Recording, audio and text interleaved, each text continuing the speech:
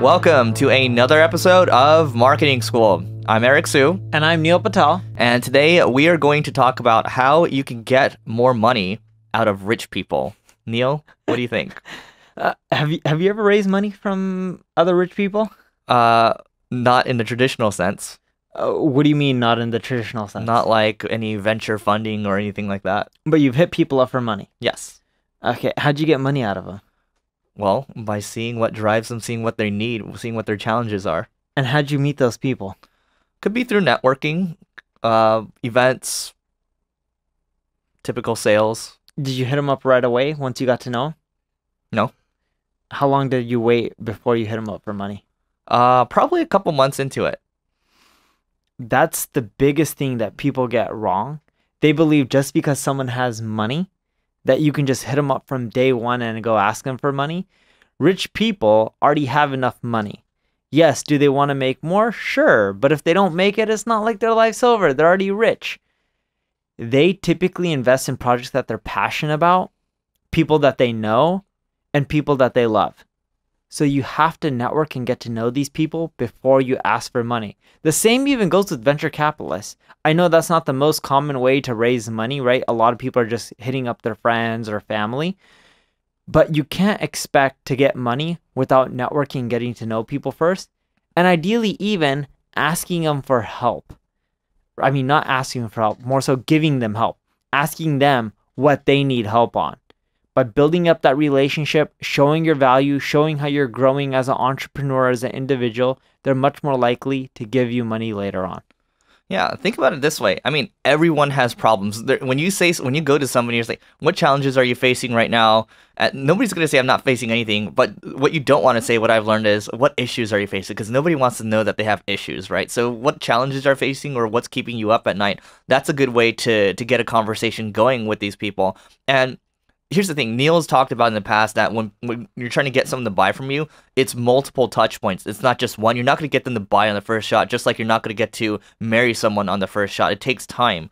So multiple touch points. This is why when I think about doing this podcast or the other podcast or all the content or speaking at things or networking through events, they're all multiple touch points. You never know when people are ready to pull the trigger, but you can be damn sure that when you have multiple touch points, when you're top of mind, the first person they're going to think of is you. And that's how, well, as long as you're targeting the right people, you're putting content in the right places, the rich people are going to continue to see you over time and they're going to think of you. Yeah, and getting money out of people isn't necessarily always for investment. A lot of times you're trying to get money out of rich people and have them become your client. A lot of these guys own companies, or a lot of these women own companies. And if you can convince them to write you a check, they're also going to do, or you're going to do better. Eric, you have a client called Nextiva. Mm-hmm. And it was founded by the guys who created iPowerWeb or Endurance International. They made money on the previous company. I think Endurance is a multi-hundred or multi-billion-dollar company, something like that. Mm-hmm. And the founder you deal with, he's rich.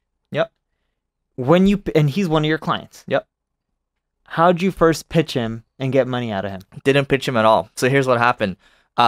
So he reached out to me, and this email is actually buried. So he reached out because he listened to the Growth Everywhere podcast, and he was throwing that first conference, and he reached out. He said, "Hey, would love to have you speak." So then I looked into it, and I saw on the conference, because I was like, I don't even know this guy. Like, I don't know what Nextiva is. Yeah. I looked at the website, and I actually saw that Steve Wozniak was speaking there. I was like, oh, this is legit. So then I was like, okay, fine, I'll come speak. And then he took care of everything, got to meet him in person, and then we developed a relationship. And then he came to me and asked if we could help. I never, ever pitched him once. But here's the thing.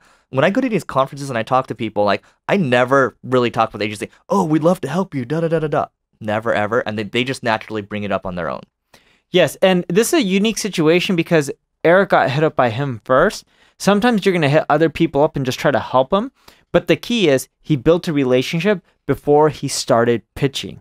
You don't want to pitch people without building a relationship first. Anyone who's successful and has a business that's doing well, they're much more likely to pay someone that they know or trust or have got to know over time than a random stranger.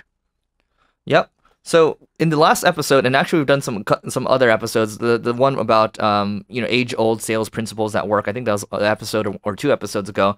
I recommend checking that one out because those principles basically apply to this. At the end of the day, when I think about I was actually thinking about this the other day. It's like, man, when you think about playing at higher levels, it's just about the relationships that you have. It's not really how good you are and that kind of stuff, but you just keep building these relationships and they compound over time, just like compound interest, and great things happen at the end of the day. Neil, anything else?